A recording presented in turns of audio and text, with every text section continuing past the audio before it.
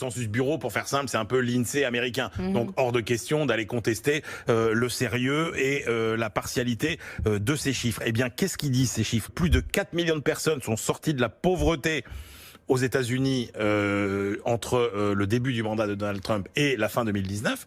C'est quand même un taux de pauvreté qui est tombé à son plus bas niveau depuis 1959 et qui a plus diminué pour les Noirs, pour les Latinos, pour les Asiatiques que pour les Blancs.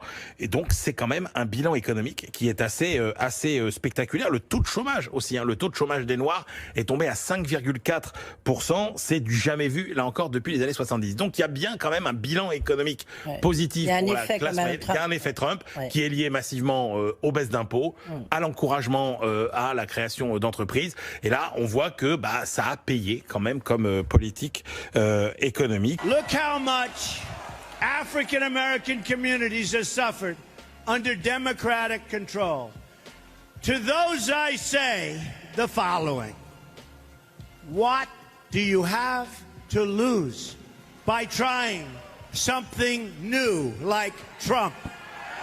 What do you have to lose? May I just say one thing? That you did ask 4 years ago, what the hell do we have to lose? Yeah. But if we don't vote right this time, we're going to have a hell of a whole lot to lose. That's right. I just want to say that. So vote right so you won't get left. You're going to have a lot. Yes. This could be overturned easily. Yeah. We need that 4 years because, I say it's like a tree. 4 more years. Yep. You plant it, but it takes a while to grab root. That's right. When this grabs root, they're not going to be able to destroy it. Right. That's right. I don't want to interrupt, but I gotta say this because this is Black History Month. Man, you the first black president.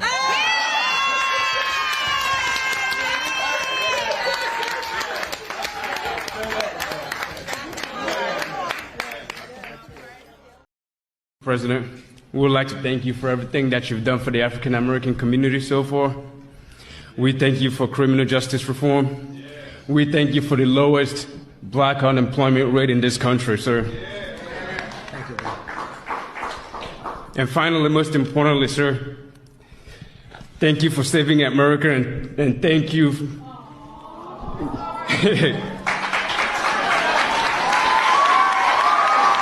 I'm Jack Brewer, a former 3-time NFL team captain, college professor, coach, husband, son, and father.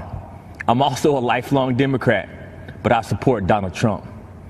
Let me be clear. I didn't come here for the popularity or the praise, the likes or the retweets.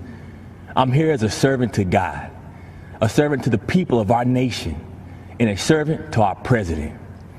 I grew up in Grapevine, Texas, a town that my great-grandfather was the first black man to settle as a sharecropper in 1896. My early high school experience included fighting with skinheads and being a witness in an attempted murder trial after my friend shot a skinhead in self-defense. I remember my dad's bravery when he personally stood up against a KKK rally in my town. In my house, my father taught me to back down from no one. I know what racism looks like. I've seen it firsthand. In America, it has no resemblance to President Trump. And I'm fed up with the way he's portrayed in the media, who refuse to acknowledge what he's actually done for the black community. It's confusing the minds of our innocent children. Yeah, you mentioned Eric. Go ahead. I'm a 9/11 survivor, Iraq and Afghanistan veteran. I love the policy that you have for the military. Thank you. I wanted to know if Trump Towers would be part of that veteran job. Are you talking about here? Yes. We are doing some of that actually already. We have it very much involved. Why? What are you looking for? What kind of a position? Come up here. Come here. You look so smart and good. Do you mind if I do a job interview right now? We need good people. How are you? So what's your experience in front of the world? Well, I design, I do wreaths, I do all types of decorations. And you like this building? Yes. Okay. So here's what I'm going to do. There's the man. Stand right over here. Oh my God.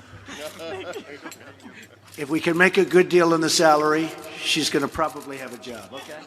All right, good. Have a good time. Thank you, sweetie. Thank you. Good. So nice. Really Mr. nice. Trump, Yes. Mr. Trump, what we just witnessed here was pretty remarkable. I mean, this is a complete stranger who just came up and you offered her a job. What inside your gut gave you the feeling that I you felt could give good her a job? about her. I tell you what, I looked at her. I said, I have gut instinct, okay? And we're allowed to have that. And I looked at her, and she asked a question, and it was a very positive question. She looks like she's got a great look, and look at that with the tears. How nice. She just seemed like a good person to me. Just seemed like a good person to me. Now, maybe she won't qualify because you have to qualify for, but I think she will. I think she, to me, looked like a good person. I have instincts about people. For instance, I had an instinct about you originally, that you're a very fine reporter, and I was right, okay? No, she made an immediate impression. And while I agree it's a big audience, she's going to become a superstar. Tomorrow she'll move out to Hollywood. Look at her. Don't leave. I'm not an actor, a singer, or a politician. I'm Herschel Walker. Most of you know me as a football player, but I'm also a father, a man of faith, and a very good judge of character. I've known Donald Trump for 37 years, and I don't mean just casual ran into him from time to time. I'm talking about a deep personal friendship. I watched him as an owner of a professional football team. Right after he bought the team, he set out to learn. He learned about the history of the team, the players, the coaches, every detail. Then he used what he learned to make the team better. I watched him in the boardroom. He can be in the middle of a big meeting, but if one of the kids was on the phone, he dropped everything to take the call. He taught me that the family should be your top priority. I watched him treat janitors, security guards, and waiters the same way he would treat a VIP. He made them feel special because he knew they were. He understands that they are the people who make this country run. They clean, they cook, they build, they drive, they deliver. He told me, Herschel, make an effort to get to know people. Remember their names. That stuck with me. One time, I planned to take his kids to Disney World with my family. At the last minute, Donald said he'd like to join us. So there he was, in a business suit, on It's a Small World ride. That was something to see. It just shows you what a caring, loving father he is. It hurt my soul to hear the terrible names that people call Donald. The worst one is racist. I take it as a personal insult that people would think I've had a 37-year friendship with a racist. People who think that don't know what they're talking about. Growing up in the Deep South, I've seen racism up close. I know what it is, and it isn't Donald Trump. Just because someone loves and respects the flag, our national anthem, and our country, doesn't mean they don't care about social justice. I care about all those things. So does Donald Trump. He shows how much he cares about social justice in the black community through his actions. And his action speaks louder than stickers or slogans on a jersey. He keeps right on fighting to improve the lives of black Americans and all Americans. He works night and day. He never stops. He leaves nothing on the field. Some people don't like his style, the way he knocks down obstacles that get in the way of his goals. People on the opposing team didn't like when I ran over them either. But that's how you get the job done. I pray every night that God gives him more time. Give him 4 more years. He has accomplished so much almost all by himself on a constant attack. But there's still more work to be done. If you love America and want to make it better, Donald Trump is your president. He's my president. And I'm blessed to call him friend. Si j'étais dans la même position que vous, je ne suis pas fâché contre vous. Je ne fais pas d'infos louches parce que c'est... Oh, les fake news. Voilà le truc. Je sais que les gens n'aiment pas Trump, je comprends ça, mais laissez-moi vous dire quelque chose. Si je devais choisir entre lui et Joe Biden, je ne voterais pas Joe Biden. Vous voulez voir un tas de Noirs aller en prison dans les 4 prochaines années? Alors mettez Joe Biden. Et regardez ce qui se passe. Vous voulez voir des hommes noirs se faire tuer en grand nombre, comme vous ne l'aviez jamais vu auparavant? Mettez Joe Biden et regardez ce qui se passe. Il est démocrate, et je suis désolé de dire ça, je ne cherche pas à être raciste, mais il déteste les Noirs. Ce sont ces mêmes gens qui ont combattu pour que l'esclavage continue. Ce sont ces mêmes gens qui ont bâti le KKK. Ce sont ces mêmes gens qui nous détestent depuis le début. Le Parti républicain est le parti des Noirs. Le Parti républicain est le seul parti qui ont réellement aidé et financé les Noirs. Is Trump a racist? I don't think so. I've talked to a number of black entrepreneurs who back in the late 80s and 90s, early 90s, were trying to get financing. They couldn't. Somebody told them to go check with Donald Trump. So they come back and tell me they got a loan from Donald Trump. He gave them a term loan. Show up with the interest and the principal, one check. But they had to go see him personally. They independently relate this tale that when they saw him, he said, "This what you supposed to pay me? This our agreement?" I said, "Yeah." And then tore the check up, shook their hands, and congratulations. Now run your business. And this was when? This was back in the 90s. See, most people don't even know this. He had a sister. He was, every time you saw him back in the 90s, fine paper bag, brown, beautiful black model. He likes fine women. He didn't have any problem with dating a black woman, walking her down red carpets. So, I mean, she says he's not a racist. He just doesn't like many people, black or white. And he appreciates people who do stuff within their lane. Well, not stay in their lane, but where they choose to be. If they do it well, he admires them. Black, white, brown, red, yellow. I asked Cara what she thought about the article implying that Trump refused to love her because she's black. I would never go out with anybody that was a racist. Of course not. That's crazy. I never did, even when I was younger. Right. And if they were, I taught them differently. I'm going to ask one more question on this. That's okay. Everyone asks me. Most people don't know this. He was the finance man behind Jesse Jackson's 2 runs for president. Wow.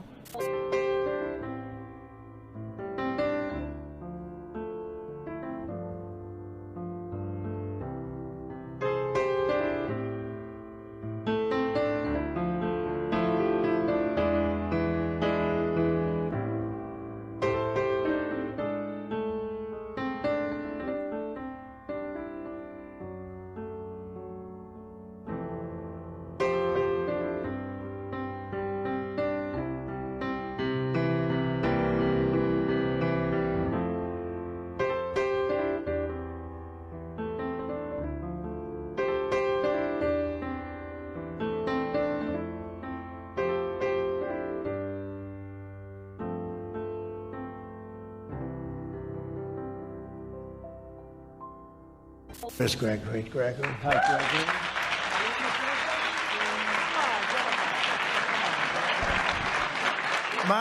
Mine is real short. 2 months ago, I was in a prison cell, and I'm in the White House. Let's continue to make America great again.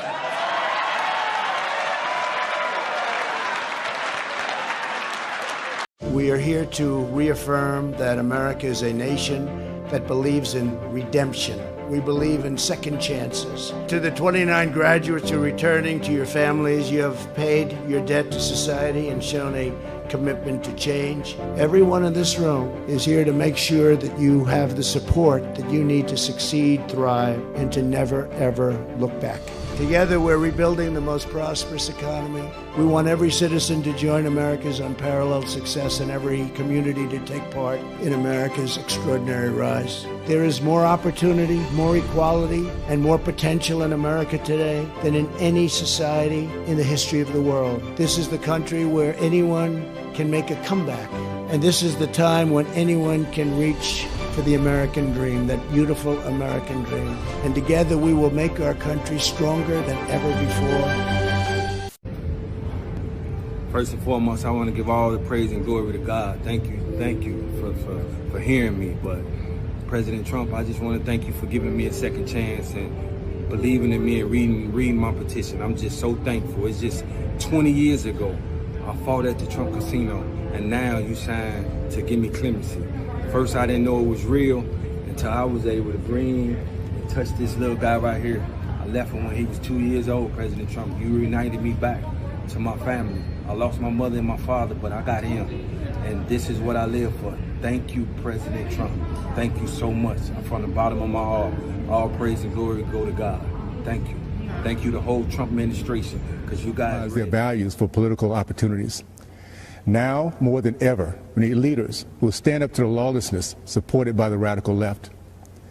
This November, we have an opportunity to reject the mob mentality and once again be the America that my great-great-grandfather believed in. During the Trump administration, business ownership among blacks, Hispanics, and females have reached all-time highs. Those same groups enjoyed record-low unemployment and unprecedented prosperity, and we're just getting started. I'm running for Congress because we don't need more career politicians. We need a few more chimney sweeps. We need more leaders like President Trump who understand the freedoms that make up the fabric of America. My fellow Americans, specifically my Democrat and independent friends, it is now time for us to unite and put aside partisan barriers. Help us win back the House, keep the Senate, and give our president 4 more years, and I promise you, we will make you proud. Thank you, and God bless the United States of America.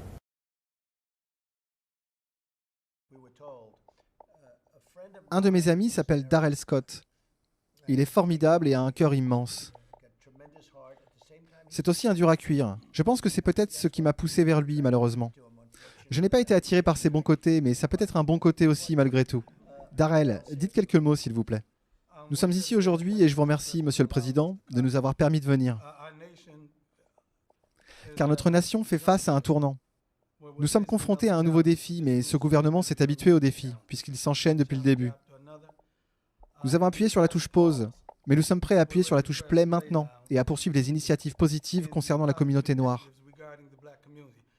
Vous savez, M. Trump m'a appelé en novembre 2016, juste après l'élection, juste après sa victoire, et il m'a dit « Que voulez-vous » Je lui ai répondu « Que voulez-vous dire » Et il m'a dit « Eh bien, vous avez travaillé dur, y a-t-il quelque chose que vous voulez » Et j'ai répondu « Je veux être un agent de liaison entre la communauté noire et l'administration Trump, et un agent de liaison entre l'administration Trump et la communauté noire. » Et depuis, nous avons travaillé sur la réforme de la justice pénale, sur la revitalisation urbaine, sur la réforme des prisons, des universités noires, sur plusieurs initiatives proactives à l'égard de la communauté noire.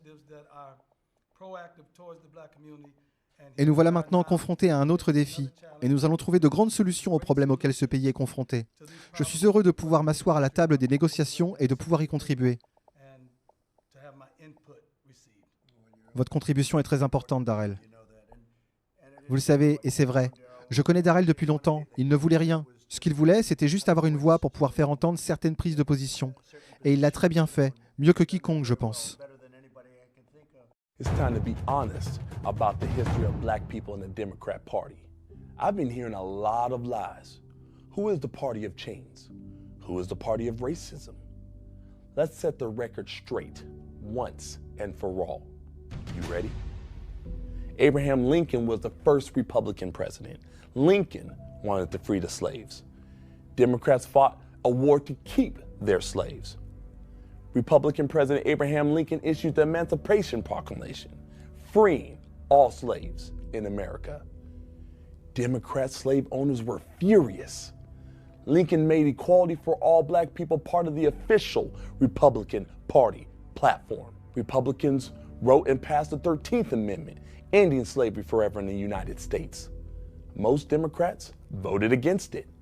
Republicans wrote and passed the 14th Amendment and granted citizenship and equal protection under the law to former slaves.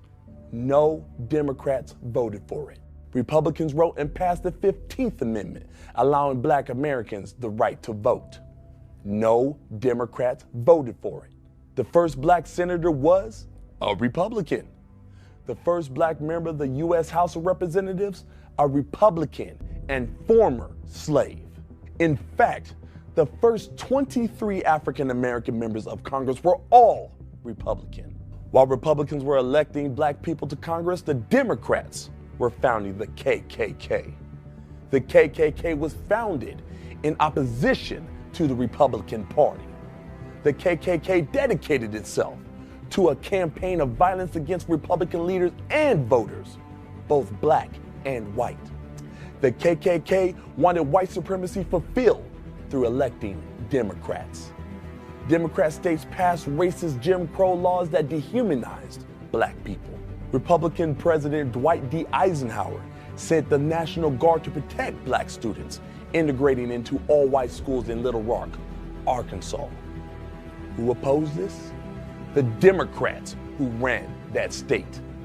A segregationist Democrat ran for president every cycle until the 1980s.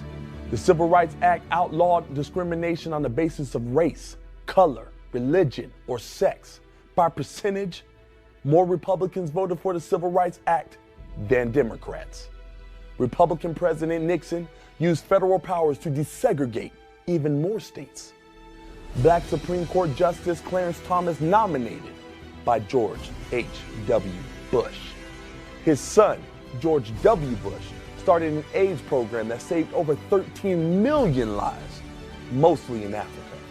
President Trump restored funding to historically black colleges and universities. President Trump passed the First Step Act, achieving landmark criminal justice reforms.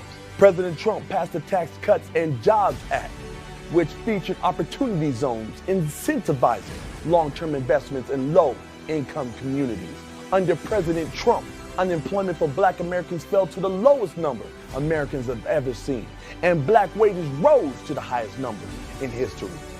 Meanwhile, Democrat governor of Virginia wears blackface multiple times and remains in office while Joe Biden tells me I am not black unless I vote for him. So tell me, who are the real racists? Who wants to keep you in bondage? Be free. Live free. That is my right as an American. Do you care about Black lives? The people that run Baltimore don't. I can prove it. Walk with me. They don't want you to see this.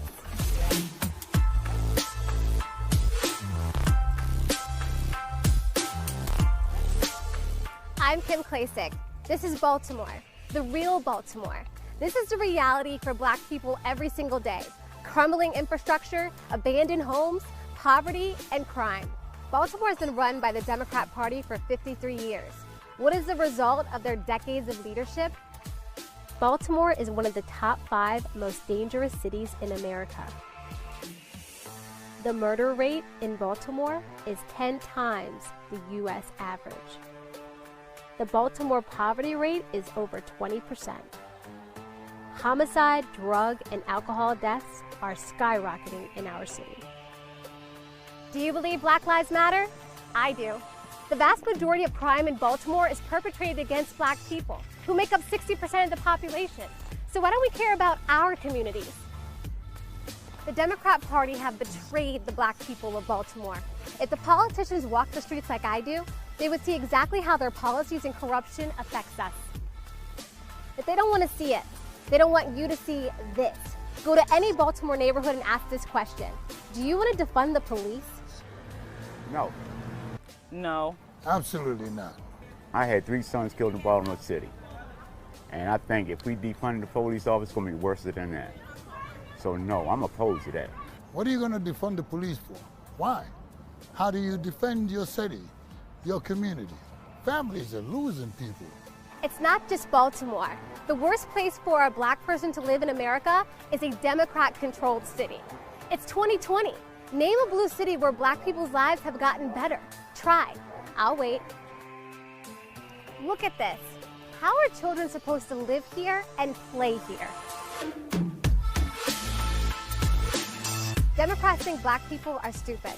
They think they can control us forever, that we won't demand better and that we'll keep voting for them forever, despite what they've done to our families and our communities. Are they right?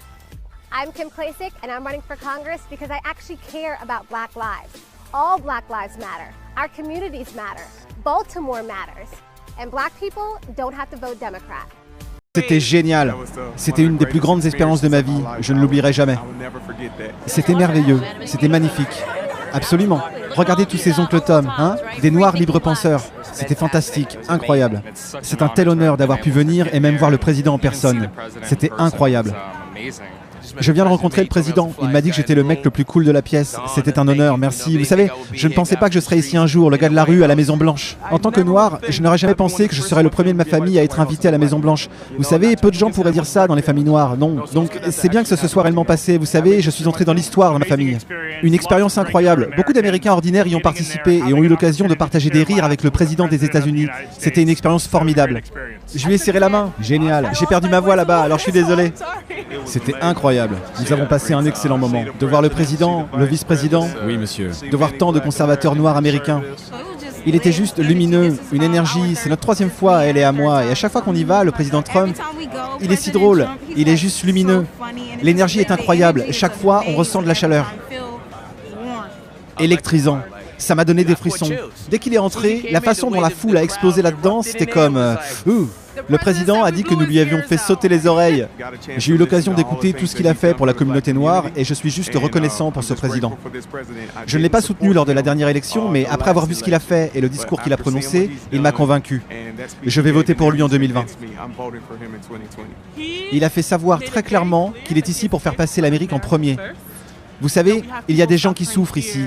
Mais en attendant, on consacre beaucoup de temps et d'énergie à aider les clandestins ou les personnes qui viennent dans ce pays de façon illégale.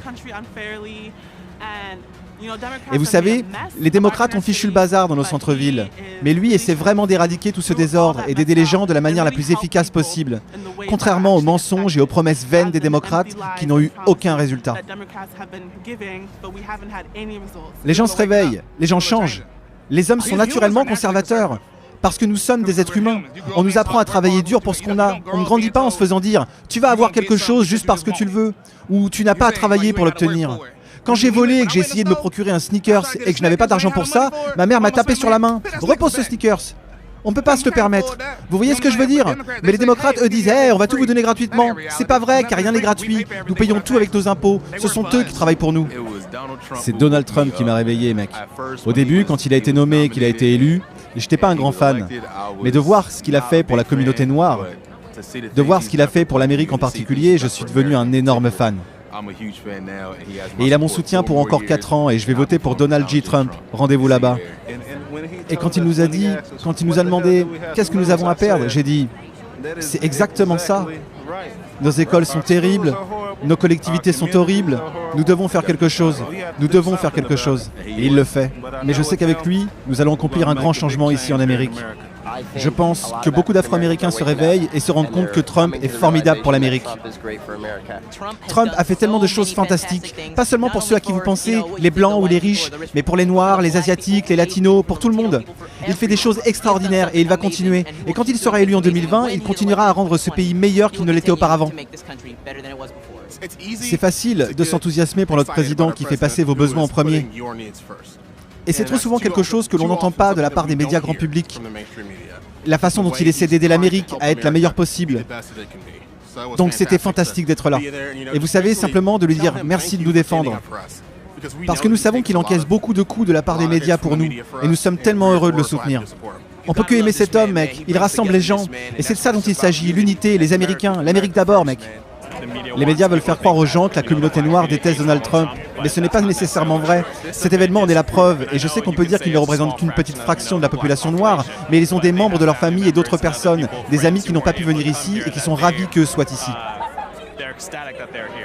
Je ne pense pas qu'ils montreront ça, parce qu'ils veulent montrer que oh, Trump est un raciste.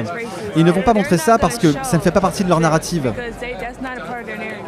Ils vont vouloir faire comme si de rien n'était et espérer que ça disparaisse. C'est comme ça qu'ils gèrent une situation gênante. Ils vont l'enterrer, ils vont l'ignorer ou la déformer. Parce qu'ils ne veulent pas vraiment traiter avec la vérité. Et le fait est que le message conservateur résonne en Amérique noire. Et vous savez, comme le temps continue de passer, les démocrates vont finir par devoir en tenir compte. Le peu de couverture que nous obtenons dans ce mouvement semble dire que nous sommes payés, que nous sommes des pions, que nous ne croyons pas vraiment aux voix qui s'expriment et que nous sommes utilisés et payés par des politiciens. Ce qui est tellement loin de la vérité. Mais c'est ainsi qu'ils nous dépeignent. En particulier les conservateurs noirs. Ils aiment nous considérer comme des pions. Au lieu de dire simplement la vérité, on dirait qu'ils ont peur de dire la vérité parce qu'ils savent que notre communauté se réveillerait s'ils faisaient connaître la vérité. Les médias ont pendant longtemps trompé la communauté noire en lui faisant croire que les républicains étaient racistes. Mais lorsque nous étudions notre histoire, nous découvrons que ce sont les républicains qui ont en fait adopté la première loi sur les droits civils et que ce sont les républicains qui ont aboli l'esclavage. Et donc maintenant que nous commençons à apprendre et à penser par nous-mêmes, vous allez voir beaucoup plus de Noirs voter pour les républicains. Nous voyons ça sur le terrain tous les jours. Nous le voyons sur les réseaux sociaux tous les jours. Nous échangeons tous les jours avec des personnes qui se réveillent pour voir que ce mouvement a bien lieu. Les conservateurs noirs n'ont plus peur de venir ici et de montrer qui ils sont. Et vous allez assister à une révolution de la jeunesse dans le futur. Ils ne seront plus si jeunes, ils diront ce qu'ils pensent, ils diront la vérité et ils seront fiers de ce qu'ils sont. Des conservateurs. Vous ne pouvez pas les faire taire, vous ne pouvez pas les empêcher d'accéder aux réseaux sociaux et ils resteront toujours fidèles à leur identité. Et nous sommes prêts à nous battre. Vous entendez ? Parce que les gens sont là, n'est-ce pas ? Vous pensez que vous pouvez intimider les gens pour qu'ils arrêtent de faire quelque chose, non ? Vous traitez de crétins, de toutes sortes de noms, c'est ça ? D'habitude, les gens courent se réfugier dans leur KGB après ça. Mais j'ai l'impression que c'est un nouveau mouvement maintenant. Et maintenant, nous sommes prêts à nous battre. C'est très clair, vous me suivez ? Comme les antifas, ils continuent à persécuter les gens parce que les gens se laissent persécuter. Mais vous voyez la différence ? C'est que nous sommes prêts à nous battre. Vous voyez ce que je veux dire ? Les gens me disent de ne pas porter le chapeau MAGA. Alors j'ai acheté le plus gros chapeau MAGA. Puis j'en ai acheté un encore plus gros. Alors maintenant, si quelqu'un me dit quelque chose, ben, encore un plus grand, c'est simple, vraiment. Quand on fait le bilan, j'ai l'impression que nous avons lancé un nouveau mouvement. C'est une révolution et nous sommes prêts à nous battre. C'est mon message, point final. That's very crazy. Did I just talk to the President of the United States on the phone? Yeah, President Donald Trump for you. Hey, how you doing? Good, hold on 1 minute. All right, sounds good.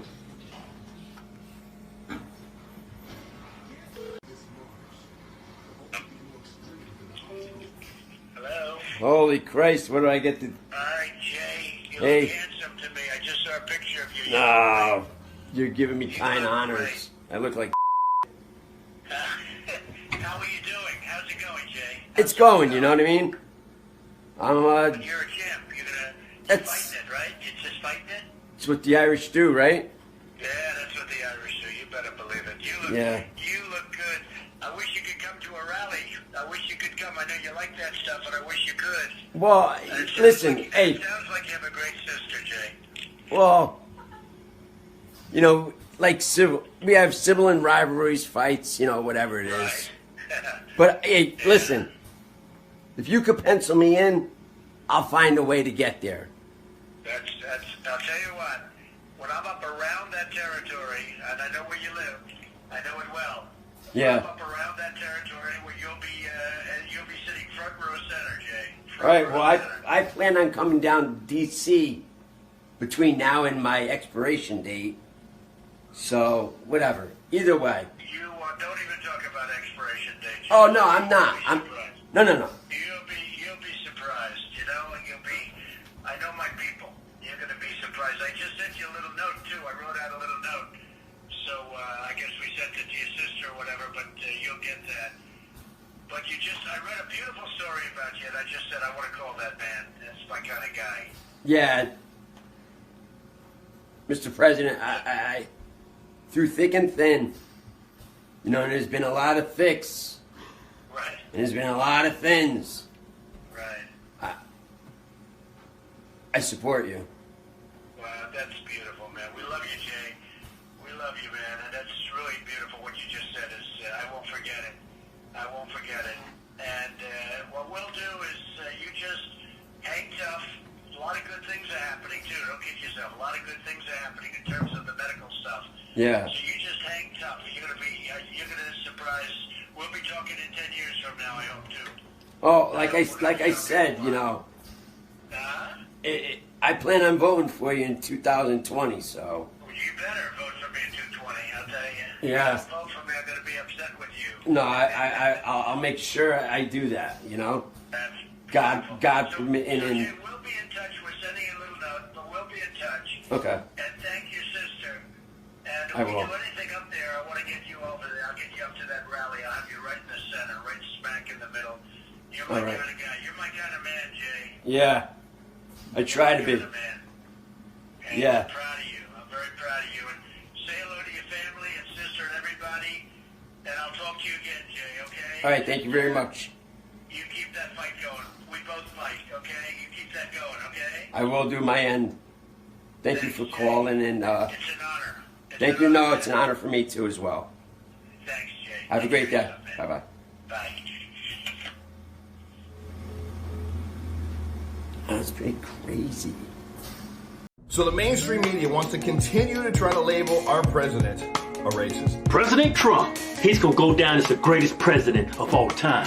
The fact is, Democrats play the race card every chance they get because it shuts down debate. President Trump is not racist. President Trump's comments towards the quote-unquote squad were not racist. Facts are not racist. The media instantly said that is racist, and nothing could be further from the truth. It's the tweet that's been heard around the world.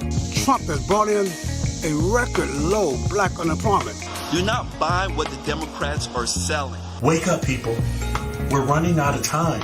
His tweets are hitting the heart of the problems in the Democrat city. He's talking about people of color. Well, let me just tell you, as an American, and you can obviously see my pigment, I have nothing wrong whatsoever with what our president said. I agree with him. He needs to be going up on Mount Rushmore. He needs to come out with his own $10,000 bill with his face on it. Yeah. In the latest iteration of this, President Trump just called out Elijah Cummings because of how his city, Baltimore, has been run. If you don't like this country, if you like other nations much better like Mexico, you can leave and let us have the country. What we saw with President Trump tweeting that Democratic congresswomen should go back to their countries, the media instantly said that is racist, and nothing could be further from the truth.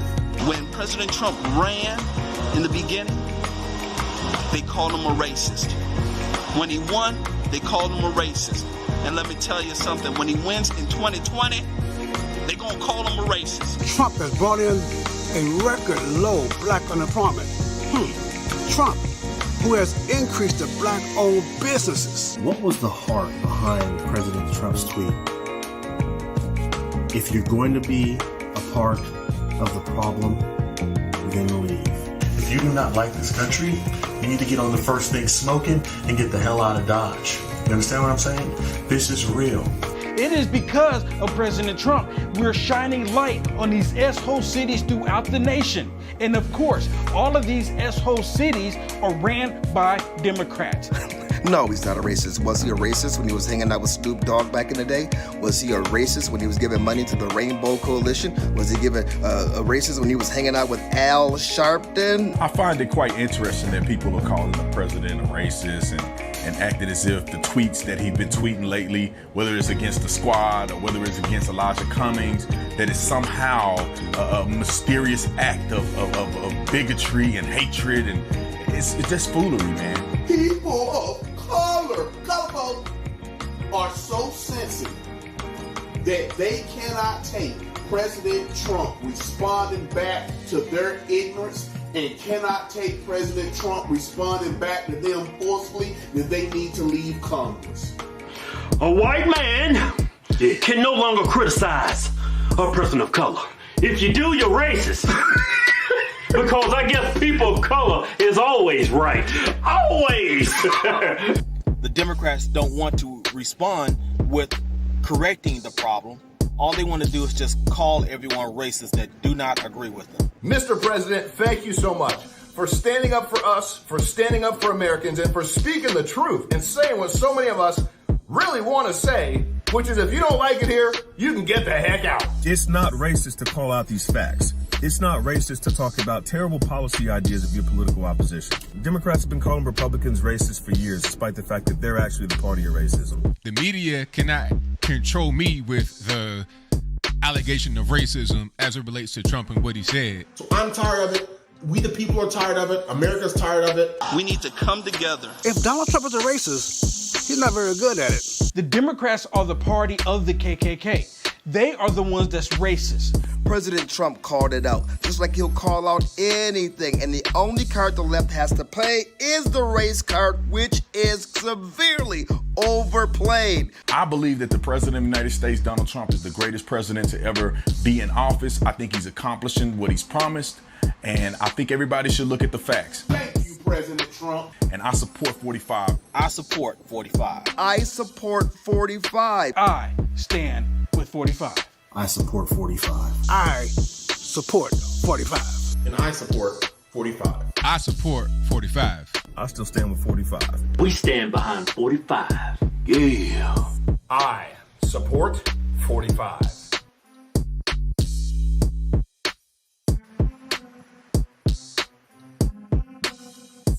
Croyez-vous vraiment que ce n'est pas une question de pouvoir, mais de désinformation? Oui, c'est une question de désinformation, et les gens se trompent systématiquement à mon sujet. Ils pensent que je lance des choses pour faire du spectacle. Comme quand je parle de plantation démocrate, les gens disent « Oh, vous ne devriez pas dire ça, vous ne devriez pas comparer ça à de l'esclavage ». Non, en fait, si vous posez et que vous étudiez le modèle de l'esclavage américain, et je dis plantation démocrate, parce qu'au début de la guerre civile, tous les démocrates avaient des esclaves, aucun républicain n'en possédait. Eh bien, quand vous observez ce modèle, d'accord, qu'est-ce qui était nécessaire? L'illettrisme. Les Noirs américains n'étaient pas autorisés à apprendre à lire. Regardez l'Amérique d'aujourd'hui. Allez voir dans les centres-villes, ici à Los Angeles, vous avez des Noirs américains. 75% des garçons noirs ne sont pas capables de passer un test d'alphabétisation élémentaire.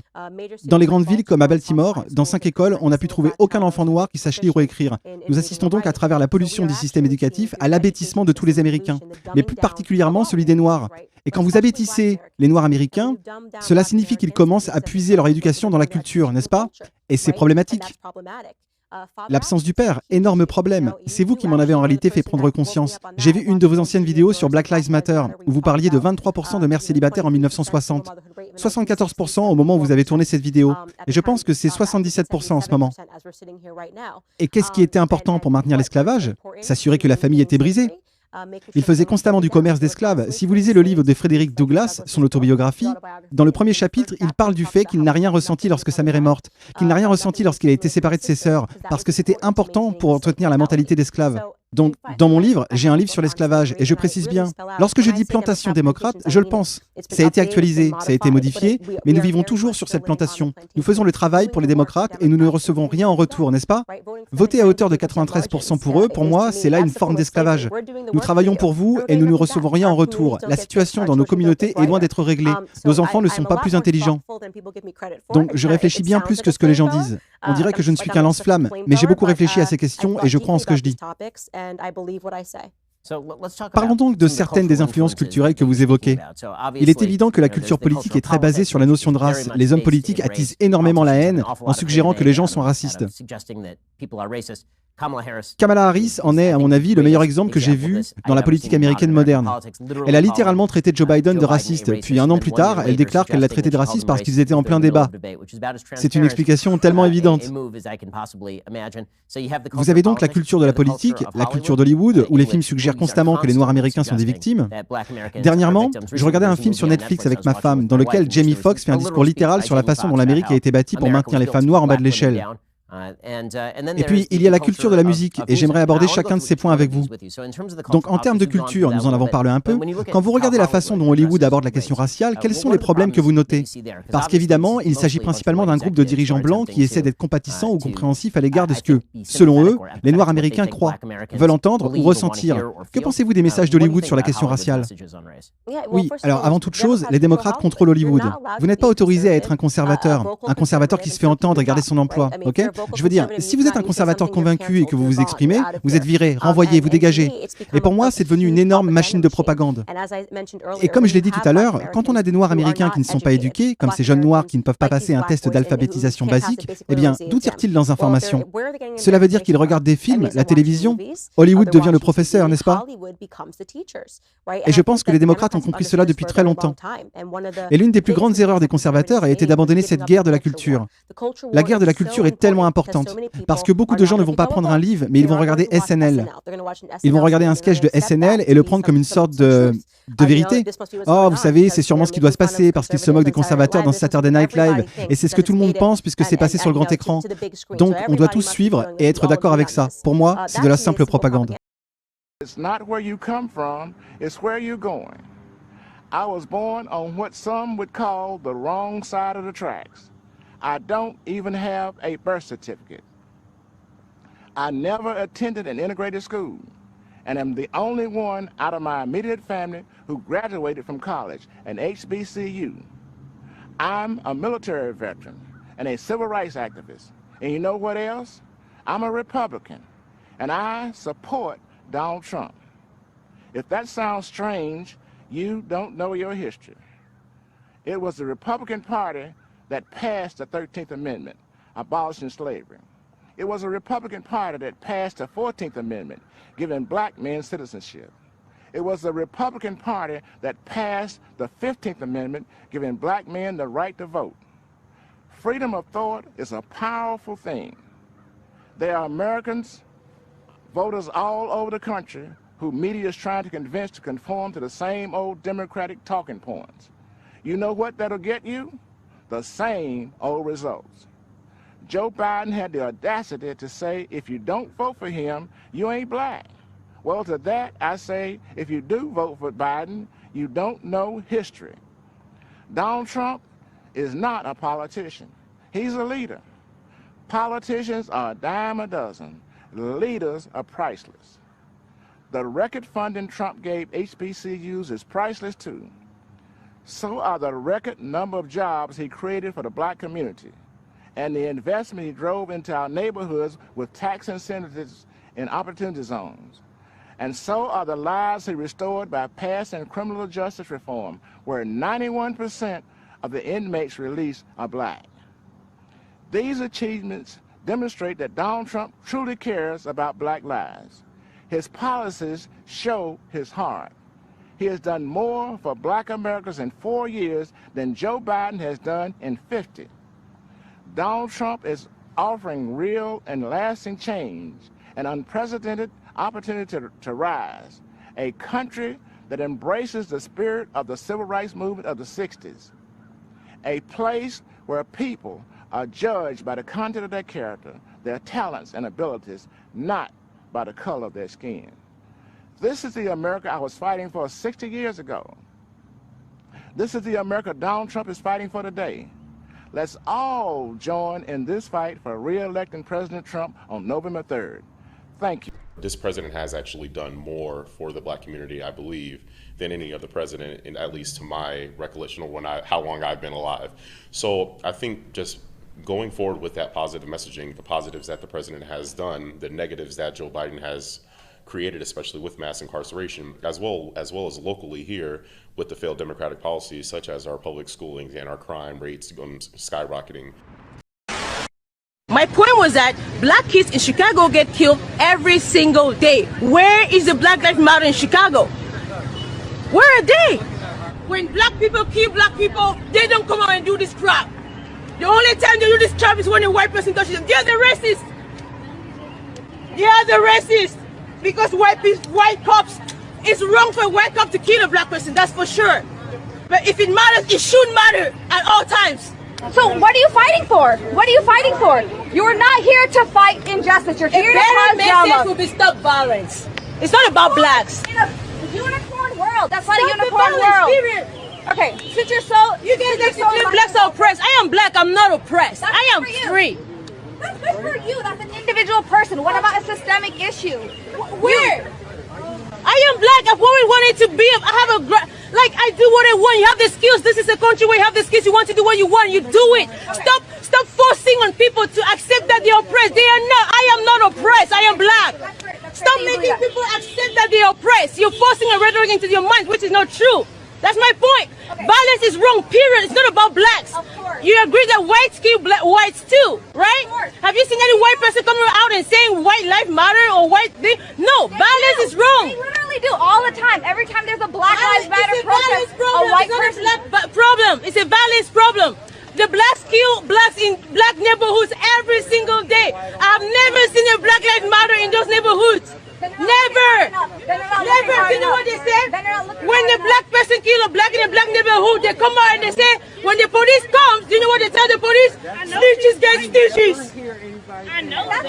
Snitches get stitches. But if a white person kills a black person, Black Lives Matter. Stop the hypocrisy. Nobody takes this seriously. Nobody. If it matters, it should matter in black neighborhoods. You start cleaning at home. So why don't you go? You start your kids at home. Why don't you start? I'm not carrying anything saying Black Lives Matter. I know I matter. Why don't you start? You guys are wasting everybody's time. Okay? Since you're so black kills black more than any race. Where's the Black Lives Matter? People kill in their community. Where's the Black Lives Matter? So I want to welcome. This is so great. Oh, I love you too. Come here.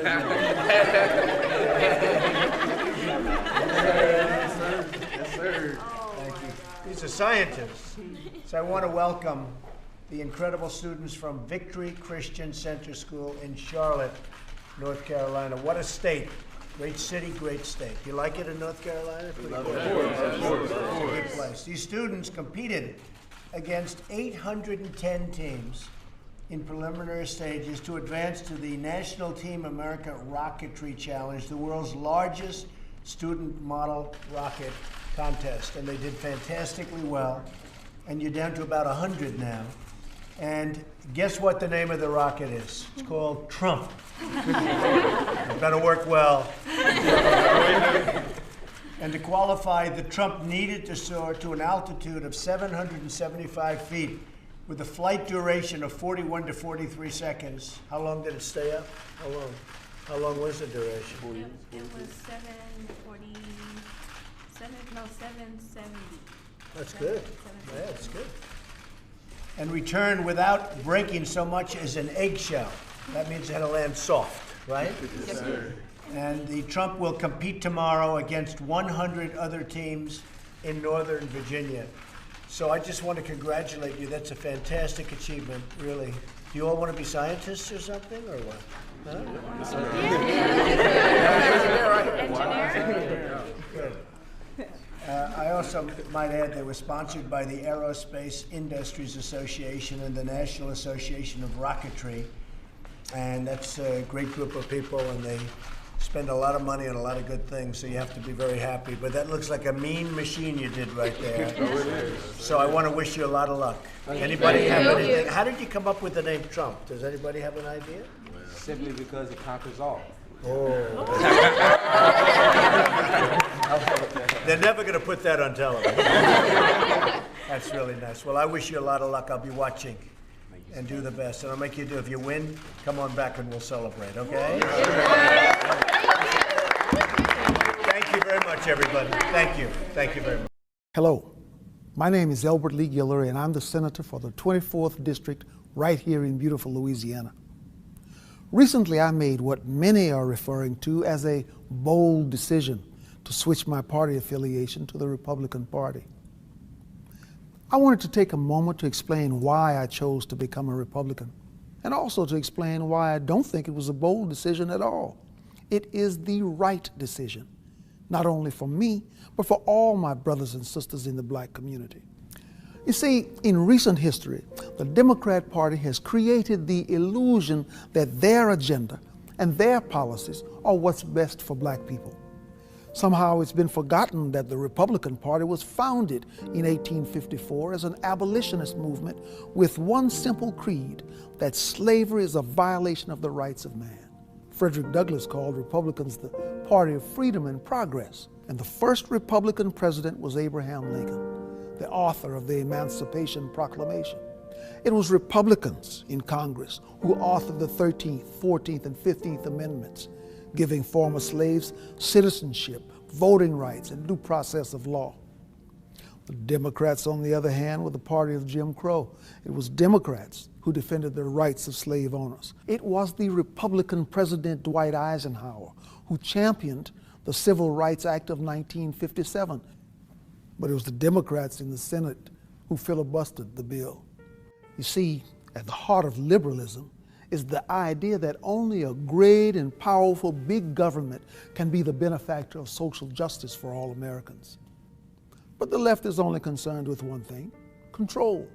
And they disguise this control as charity.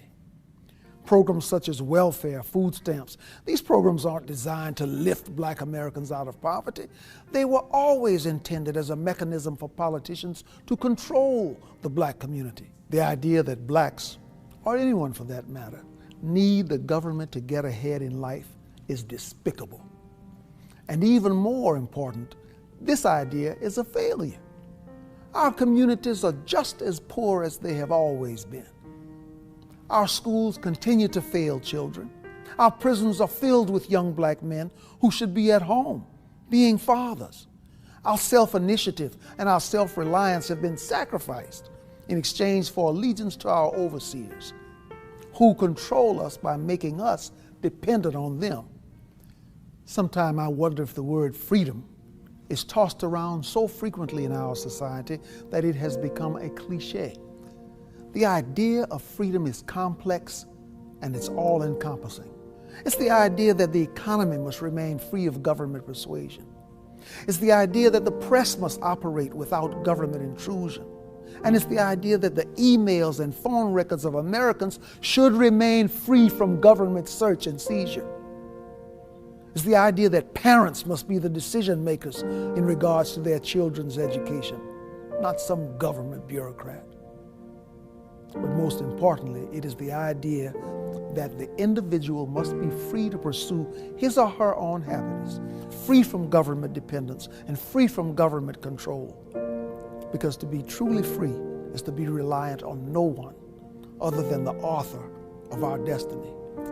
These are the ideas at the core of the Republican Party, and it is why I am a Republican. So my brothers and sisters of the American community, please join with me today in abandoning the government plantation and the party of disappointment, so that we may all echo the words of one Republican leader who famously said, "Free at last, free at last.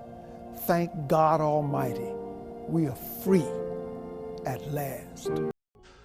But based on the events that took place over the weekend in Charlottesville, Virginia, I would like to provide the nation with an update on the ongoing federal response to the horrific attack and violence that was witnessed by everyone. I just met with FBI Director Christopher Wray and Attorney General Jeff Sessions.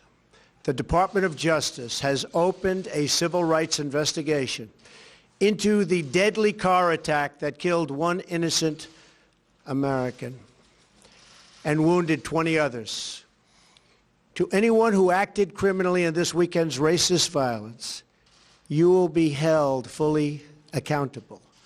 Justice will be delivered. As I said on Saturday, we condemn in the strongest possible terms this egregious display of hatred, bigotry, and violence. It has no place in America. And as I have said many times before, no matter the color of our skin, we all live under the same laws. We all salute the same great flag.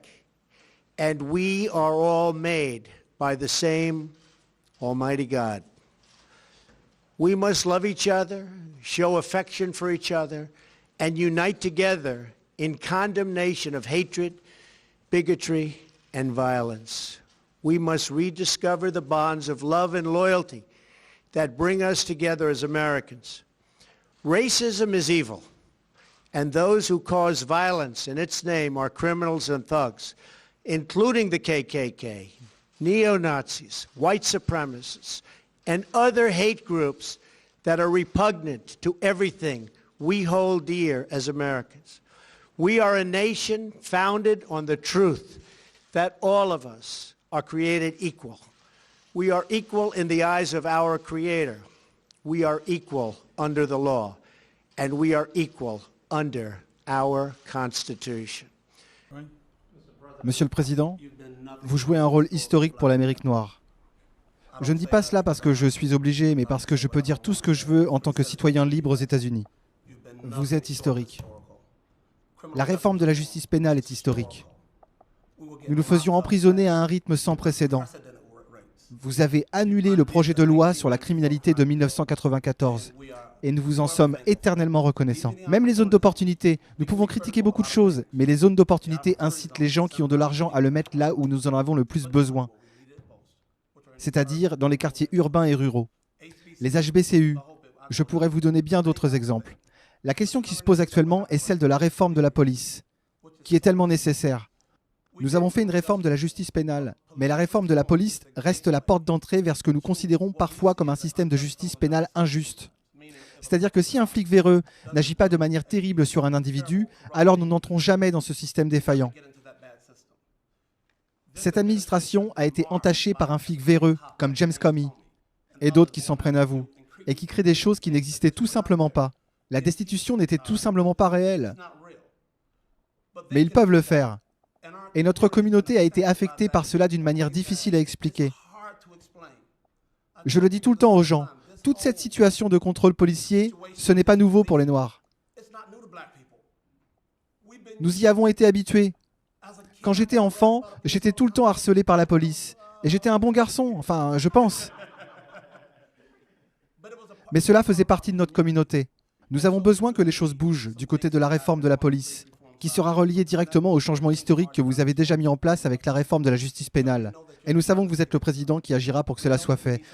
Nous savons que nous avons besoin d'une réforme du secteur bancaire afin d'obtenir un meilleur accès aux capitaux. Nous avons besoin d'approches holistiques pour créer ce système. Le droit de vote. Le droit de vote. Les Noirs doivent aller récupérer leur droit de vote tous les 25 ans environ. Nous pensons que vous êtes le président qui fera en sorte que ces choses historiques soient mises en place pour la communauté noire. Vous avez déjà fait de grandes choses pour nous. Nous comptons sur vous et nous apprécions tout ce que vous faites. Monsieur le Président, vous êtes extraordinaire. You know, since he's been president, the economy has been better than it ever been. Unemployment at an all-time low. More jobs created than ever before. He stopped making us an importer and made us an exporter. To me, that means we make more money. People talk about the wall that he wanted to build over there in Mexico. Do you know why he wanted to build the wall? And remember they said that he was racist because he said that my brothers and sisters that's Mexican is murderers and rapists and stuff, right? That's not what he said. If you listen to the clip, he said that the MS-13, the gang, are rapists and murderers, not Mexicans. Not Mexicans. But they twisted that to make everybody around us believe that he's a racist. Okay? Then they say, make America great again. What does he mean? When was America great? When you talk about make America great again, what he means is make America, like what I just said, an exporter again. Have jobs again. Have people believe in the American dream again, that they want to come to this country and they know that they're going to make it. Had nothing to do with race. All right? Not only that, the man gave funding for the next 10 years. This has never been done. For historic black colleges and universities, the HBCUs. Barack Obama didn't even do that. He did prison reform, meaning which directly affects us as black people because we fill up the prisons. You feel me? Lastly, if I want to see true change in our nation, hope for our nation, revival in our nation, among black and whites together, I have to support and endorse Donald J. Trump. I am a child who grew up in the steel mill era and jobs left like crazy. And I've watched the city in declination. I've been fortunate enough to be all around the world and to do many things. I've met many politicians, I've met many leaders. I've never met nobody like this guy. I think for number one, it's because he's not a politician.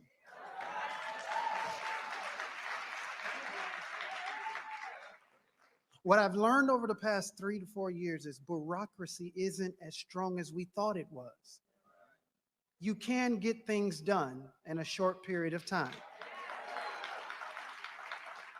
You can make a difference. You can keep your word. And he gets attacked quite a bit, and I get it, I understand. Following behind the things he's followed behind and just done, he says what he feels. We mistake that for racism, but I met him, Bruce, we were together, and I said, let me test this racism. I know I'm black. No, and I say that for a reason. I understand being pulled over by police because my car is nice. I understand some of these woes. I am not a compromising black man. I will never compromise my blackness. I'm proud to be a black man. And I will fight for black people as long as I can. Here's the deal. When I met him, he touched me with strong, I'm Donald J. Trump. He wasn't timid. Then I stood by his daughter, Ivanka, and it was time to pray. And I say, let me test it again. We were holding hands. She reached out for my hand and she said, let's pray. She was pregnant, I'll never forget it. And she held my hand. I say, A racist man's child would never.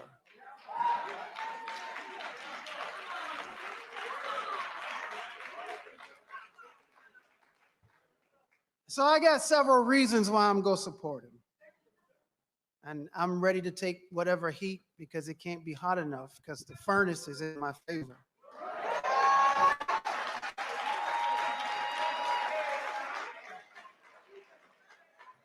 I believe in righteousness and justice. I don't believe for fighting for justice alone, there must be righteousness. And I don't believe in fighting for righteousness alone, there must be justice.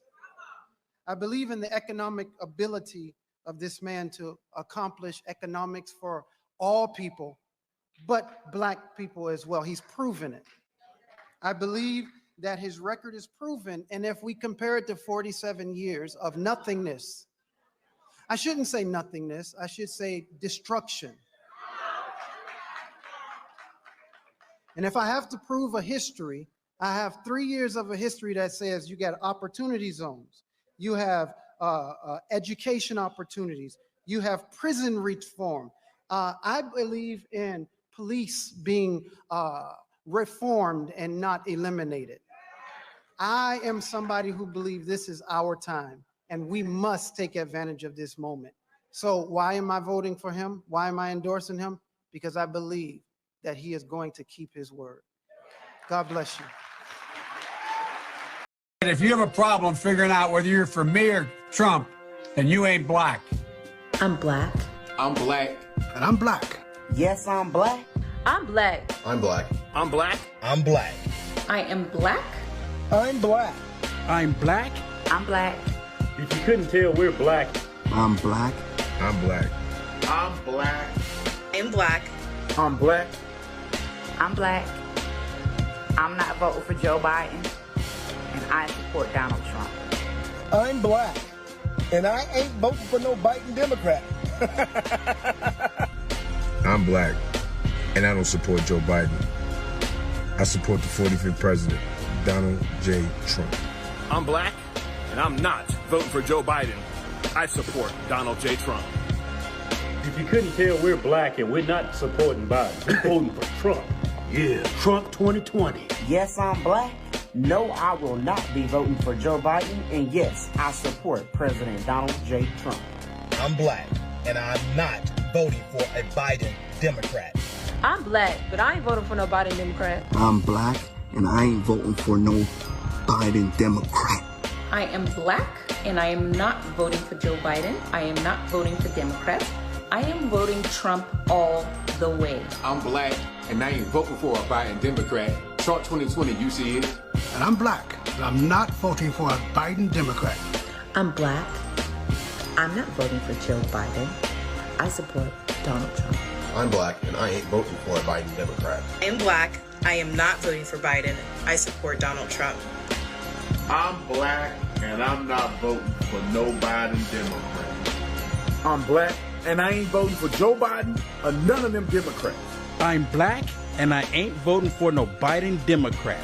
Trump 2020. Coming months, and we will not rest until we've stopped every last human trafficker and liberated every last survivor.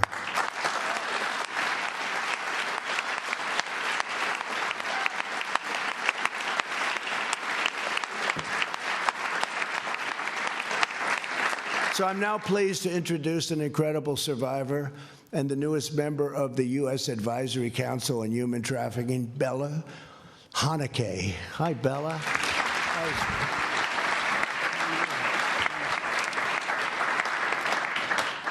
Good afternoon. My name is Bella Hunake. Thank you, President Trump, Ms. Ivanka Trump, in the White House for organizing this important event.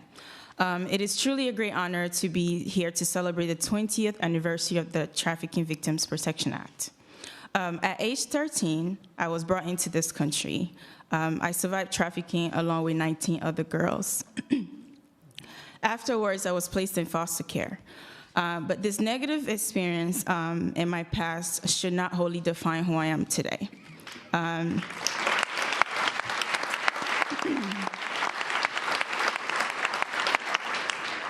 Today, I am a college graduate, Today, I am an American citizen, and today I stand before you as the newest member of the U.S. Advisory Council on Human Trafficking.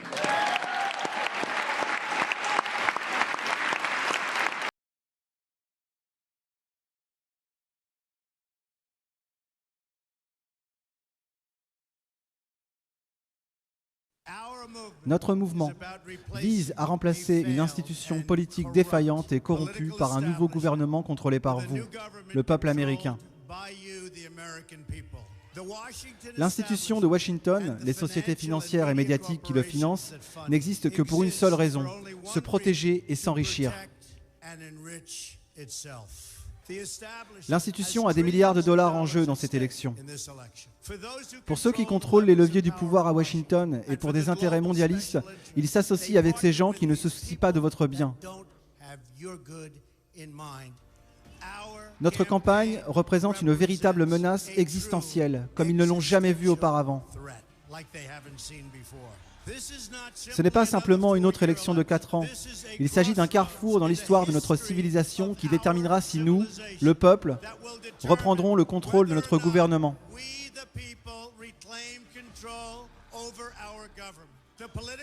Les institutions politiques qui essaient de nous arrêter sont le même groupe responsable de nos accords commerciaux désastreux, de l'immigration illégale massive et des politiques économiques et étrangères qui ont saigné notre pays à blanc.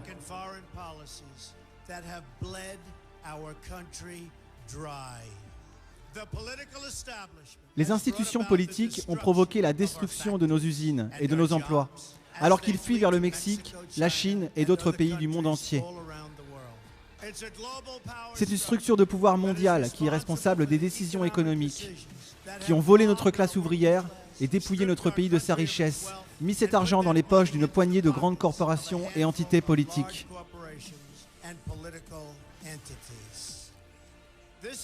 C'est une lutte pour la survie de notre nation.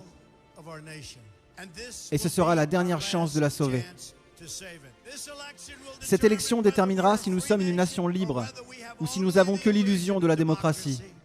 Nous sommes en fait contrôlés par une petite poignée d'intérêts spéciaux mondiaux qui truquent le système. Et notre système est truqué. C'est la réalité. Vous le savez, ils le savent, je le sais, et à peu près tout le monde entier le sait. La machine Clinton est au centre de cette structure de puissance. Nous l'avons vu de prime abord dans les documents de Wikileaks, dans lesquels Hillary Clinton rencontre en secret des banques internationales pour comploter la destruction de la souveraineté américaine afin d'enrichir ses pouvoirs financiers mondiaux, pour l'intérêt de ses amis et de ses donateurs. Honnêtement, elle devrait être enfermée. L'arme la plus puissante déployée par les Clinton est une entreprise médiatique, la presse. Soyons clairs sur une chose, les médias de notre pays ne sont plus impliqués dans le journalisme. Ce sont des intérêts politiques particuliers qui n'ont rien de différent de tout autre lobbyiste ou entité financière avec un projet politique complet. Et ce projet n'est pas pour vous, mais pour eux-mêmes. Quiconque conteste leur contrôle est considéré comme sexiste, raciste ou xénophobe. Ils mentiront, mentiront, mentiront. Et à l'avenir, ils feront pire encore. Ils feront tout ce qui est nécessaire. Les Clinton sont des criminels. Rappelez-vous bien de ça. Ceci est bien documenté. Et les institutions qui les protègent se sont engagées dans une dissimulation massive d'activités criminelles généralisées au département d'État et à la fondation Clinton afin de maintenir les Clinton au pouvoir.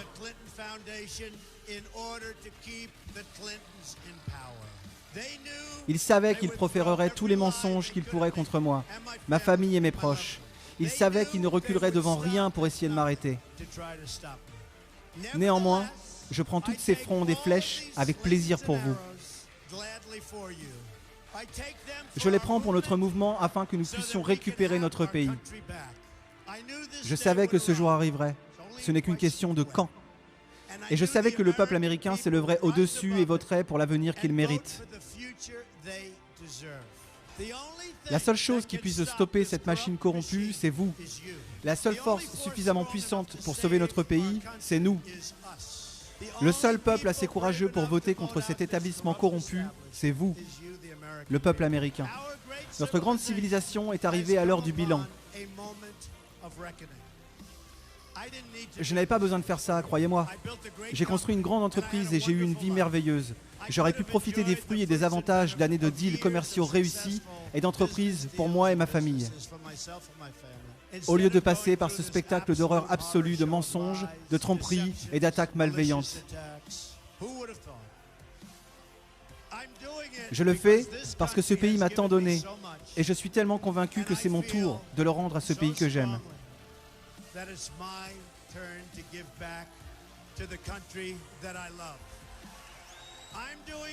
Je fais cela pour le peuple, pour le mouvement, et nous reprendrons ce pays pour vous, et nous rendrons à l'Amérique toute sa grandeur.